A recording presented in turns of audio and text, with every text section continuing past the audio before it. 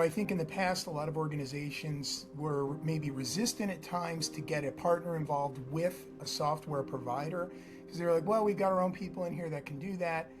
So much of what we're doing, and so much of what we're doing certainly with our partners and our clients, right? To get to those outcomes, it's a complete reinvention. This is not simply putting in technology as a point solution. We could look at EvoluteIQ as a platform and say, well, that creates opportunity, as I said, for skilled work describers to explain, to train the agents to do the work. Welcome to the EIQ Waves Podcast, where we explore what it truly takes to scale automation across the enterprise, responsibly and intelligently. In each episode, we go beyond the buzzwords to bring you grounded insights from the leaders who are actively building, governing, and shaping the future of AI and automation in the real world. On this episode, we have Jerry Wallace, Director of Solution Consulting for the UK and Europe, and Gary Smith, Sales Director at EvoluteIQ. They'll unpack what it really takes to turn AI ambition into enterprise-wide execution. One of the ways of looking at EvoluteIQ is as an abstraction layer that sits on top of a customer's existing legacy infrastructure. We don't change anything, we don't break anything, we're completely non-invasive in that respect. But, as you said, Gary, we have got, hundreds, thousands of connectors to legacy systems of record. We don't require a customer to throw out anything that they've spent time and money building. We will integrate that, we will connect to that, we will automate that, along with all of the agents and workflows and everything else that we build. So in terms of beginning to build a new operating model, we're a very gentle, non-intrusive way of beginning to do that. Over time, customers can migrate off of those things that are now sat beneath that abstraction layer onto other modern new technology. But we represent a very low risk way of achieving dramatic change in the organization. I'll repeat something I've said for years, which is the scale of change is really limited by the vision and imagination of the leadership of the organization. I think we're very lucky to work for an organization where whatever a customer asks us, we can pretty much always say yes. The only thing we need to decide is what kind of yes we're saying, i.e. what way are we going to help that customer transform. But back to a point that I was making a few minutes ago about graduate level jobs disappearing. I think there will be many existing jobs that either will disappear or will transform significantly. But one of the ways we're helping that, I think, is we have a very powerful platform with a very sophisticated, comprehensive set of technology. If you go back 5 or 10 years, you would have needed to have taken a lot of training. You would have needed to be very technically capable to wield that toolkit in order to achieve anything. Today, somebody can build an agentic application in EvoluteIQ just by chatting to it. So to this point about jobs changing, I think the skill that is going to be most in demand in most organizations in the future is not the ability to do a particular job. It is the ability to describe that job, to explain what the work needs to be, because the great explainers are the people who will be able to train those agentic platforms to do the work for them. You can imagine EvoluteIQ sat there, as a a willing workforce of untrained agents just waiting for someone to explain to them the work that they have to do. And it is a radical change from people being trained to do work. It is a radical change from IT people being trained on technology, but to me that's a really exciting thing. Yeah, it is, and you're really kind of touching on another thing that I think about a great deal, right? You're talking about eliminating a lot of technical debt, first of all, because of that protective abstraction layer that we provide, and you get to utilize down the investment you already have in the systems that you've already made. But by no means do you have to continue using them. So if a particular vendor, whether it's an RPA vendor, whether it's whatever it is, right? It could be a workflow vendor, an event monitoring system, whatever it is they keep jacking their prices up. You're no longer held hostage to their pricing, right? Because we contain all those core components. You can do it in us, you can do it in them, whatever you want to do, whatever is the least invasive and the least costly to you. But you're also getting to the process debt. And I think organizations gravely underestimate process debt. And that's the thing I believe Wall Street is hammering home, which is you've got to make a decision now, and you need a C-suite sponsor or a board level sponsor to champion and shepherd this program all the way through. And the outcropping of that will be, Jerry, I think to the point you were making earlier, which is a great one, the new entry level jobs that emerge will be far better work for an entry level candidate than when, for example, you and I came out of university, a while ago. Let me just say, a while ago. It's tough being 39. But this also comes back to something you and I have discussed extensively in the past, which is my theory around the organizing principle of any organization, and that's the work product output that it creates. If you're bad at doing that, and it's costing you a lot more than your competitor because they've been able to figure out and deploy an agentic approach that actually represents the next level of work, right? This singularity of work. It stands to reason that, if you don't fix that quickly, you may become an acquisition target, right? And I think there's an opportunity here to create for anybody sitting in a C-suite function right now. I don't look at it as a challenging and bad time. I look at it as a time of a massive opportunity to create an enormous legacy where I was the C-suite individual that actually turned the corner, figured out the AI strategy and how agentic lays into the organization, right? It's right there. It's at their fingertips. There is an opportunity for an emerging kind of leadership in these organizations, and it comes back to my earlier point about this is a very human thing. But that emerging kind of leadership is someone who is brave enough, visionary enough to lead an organization through a not inconsiderable amount of change, albeit change that we can de-risk and we can simplify, but you still have your human workforce to take with you. But at the end of it, back to your point about the value of these organizations, an organization that has truly agentically transformed is an organization mostly populated by knowledge workers, that not by people who are doing mundane, relatively low value, unrewarding jobs, that the technology can do that. And therefore, as you say, the work product, the work output of an individual in that kind of organization is significantly higher, because the value that they're doing is the value of the work they're doing is much higher. But there is also not the cost of all of these administration people that are needed to be in place today in order to allow that knowledge worker to do the thing that actually adds value to the business.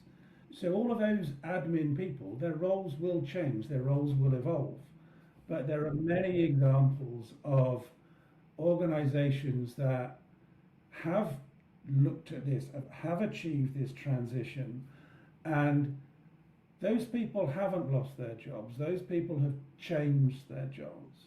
That those organizations have automated ethically, have automated with intent, with intention, and created job corridors for these people to evolve into these new jobs. We can look at EvoluteIQ as a platform and say, well, that creates opportunity, as I said, for skilled work describers to explain, to train the agents to do the work. So it to me is a very exciting opportunity, not just for us as the people working for EvoluteIQ making the technology, but it's a really exciting opportunity for both the leadership and the employees of these organizations to start to transform, to start to imagine what a particular job could be like in the future, and then re-engineer the way work is done in order to allow that job to emerge, to evolve, and people to be much more, rewarded in the work that they do, to feel much, more job satisfaction, and to make a bigger contribution to the organizations that they work for. Yeah, and you're touching on such a great point there, Jerry. The work actually for humans becomes better, and I cannot remember the name of the person for whom came up with this theory, but there's a paradox that the more we automate, the more human work skills are required. I really think this gets lost in all of the fear-mongering and uninformed reporting that we hear out there about this is end of days because of AI taking over everybody's jobs. It's just organizations have been caught unaware on how to even adapt to it. And maybe this is a good moment for you and me to pivot, because a lot of times, as you know, we get asked the question from prospects that we're working with, how is it that, this company that we hadn't even heard of a couple days earlier, how is it you guys are in some of the largest corporations in the world and changing exactly what we're describing? And that's really through the enablement of our partner network, which is, from my point of view, it brings a whole different dimension now to the discussion, where we are not just leading an advancement in the architecture, right, and an isolation, or not an isolation, but your word was better, an abstraction away from all of the complexity of the pieces of it to bring it into the end-to-end view. Well, okay, but how many projects can you possibly do? And I think really when I look at our model, it is the model that really represents the best of all things, because we're working with the biggest names in capabilities as partners. They're our trusted partners, simply. And we're able to go in and do things that allow us, it's a force multiplier for us, really, right? It becomes the capability, and to not just the management and the restructuring a lot of this, but we also get benefit from the subject matter expert that many of our partners have on staff. You're absolutely right, Gary, to touch on the partner angle here, because we're a technology company. EvoluteIQ is a technology platform, and we've spent the last several minutes really talking about large-scale organizational change, and we're not a change management company. I think, and that is where I see the biggest opportunity for partners. For me, the biggest change to all of this is the operating model that facilitates constant change. Change is constant. Okay, so customers with operating models built on EvoluteIQ are agile, are responsive, are resilient, and have characteristics that they may never have thought possible a few years ago. It's outcome based, right? And all of that really all speaks to a very different mindset. I think in the past, a lot of organizations were maybe resistant at times to get a partner involved with a software provider because they were like, well, we've got our own people in here that can do that. So much of what we're doing, and so much of what we're doing, certainly with our partners and our clients, right? To get to those outcomes, it's a complete reinvention. This is not simply putting in technology as a point solution, which is a whole different mindset, right? You talk about a shift in thinking. This one actually can hurt when you're thinking it through. And to have somebody that really can help on leading that charge and has the staff that can do that, the data scientists and the process experts, many of our partners, it's always interesting to me when I'm out in the field with them. We may be in a car between meetings talking about, oh, what's your background? And so many of the people that we work with, they were in the role of the people we're going to see, and they did it for 20 years, and they know every facet of the work, and they moved on to their next challenge because they were like, wait, I see an opportunity here working with EvoluteIQ to change the very fabric, right? And we talk about fabric all the time, Jerry, right? We talk about the data fabric that comprises an organization, and we talk about the process fabric that comprises an organization. And that process fabric is really what's gotten disintegrated with. So it's like wearing a sweater that's literally unraveling itself, right? So we're getting different knitting needles to put it back together, but it's a different world now where you really need more, what's the old saying? All of us in the room are smarter than one of us in the room, and coming at it from that perspective. You can imagine an organization where agents have a deep understanding of the regulations that apply to the industry that they work in.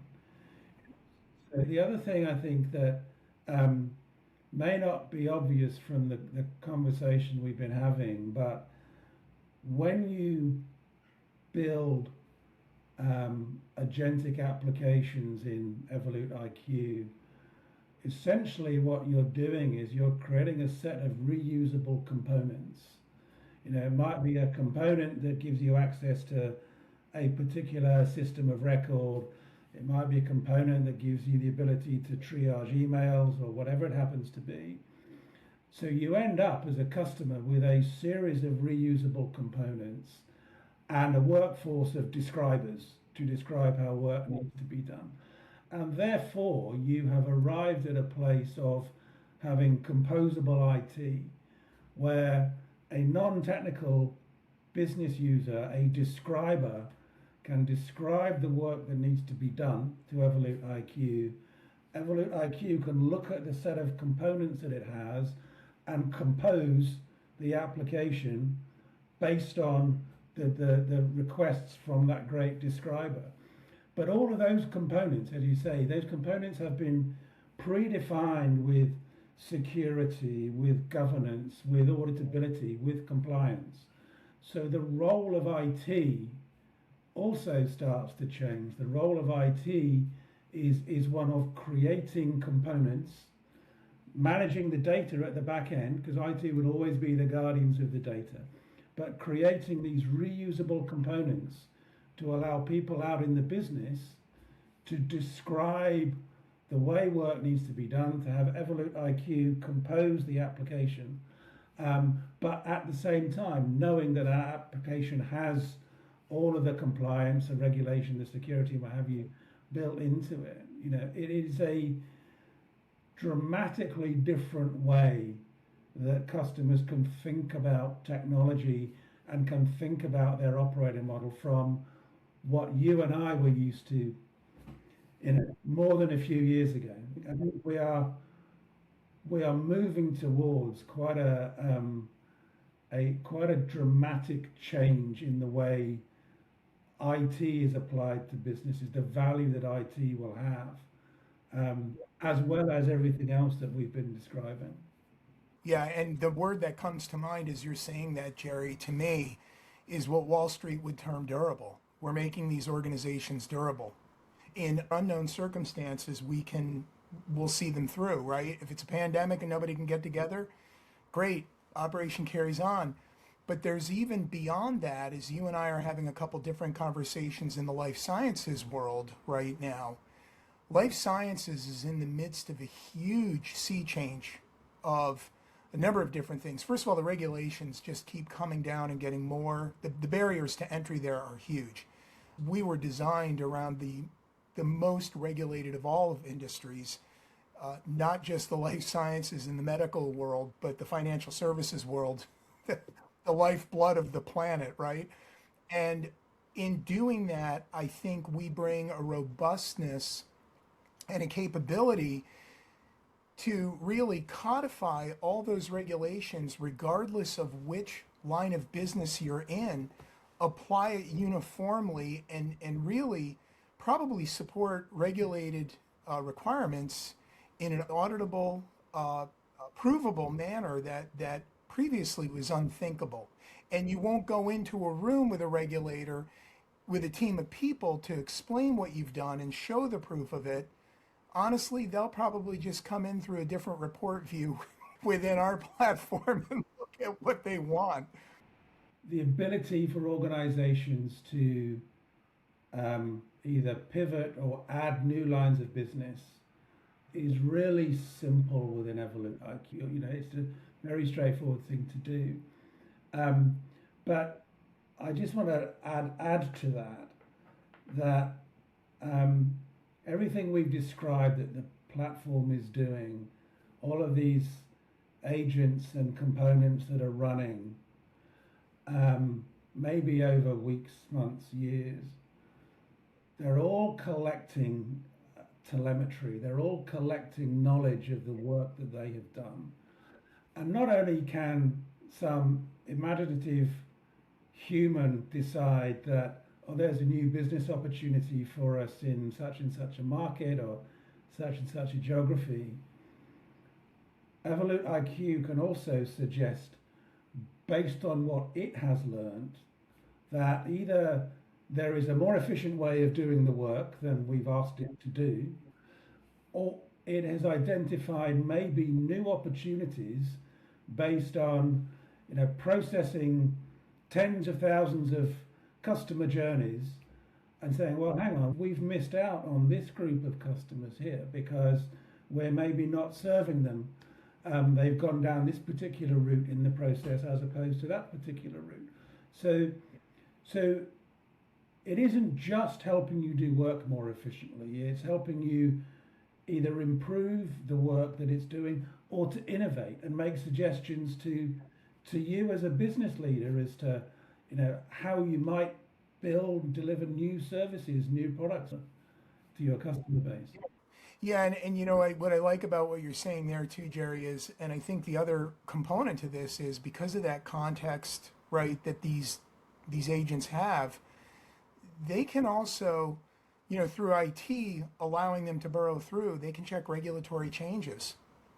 They're learning as they go. So it's not a static, brittle snapshot in time of the regulation and what's going on. It's actually a living, breathing thing that actually is auto-updating, auto-learning, and to your point, IT is governing that to make sure that performance is at the level the organization is required to deliver against its mission. But one other thought that occurred to me as you were saying that too, Jerry, is new business. I think the nearest reference point I have is the life sciences world and the healthcare world, both on the provider side as well as the payer side. New lines of business as they come out, and for many of the life sciences companies, these are new capabilities that are vast new revenue stream potentials for them in the billions of dollars. And the pursuit of those, we can supplement that in a way and in a nimbleness that you described earlier that just 3 years ago wouldn't have even been possible, right? And now it's just a different world. It is finally, you know, and as you said at the beginning of this conversation, something we've been talking about for years, but it is finally the synthesis of human and digital labor to create, you know, the organization of the future. If you enjoyed this episode of the EIQ Waves podcast, don't forget to share, subscribe, and leave a comment, and stay tuned for brand new episodes that shaped the future of enterprise automation.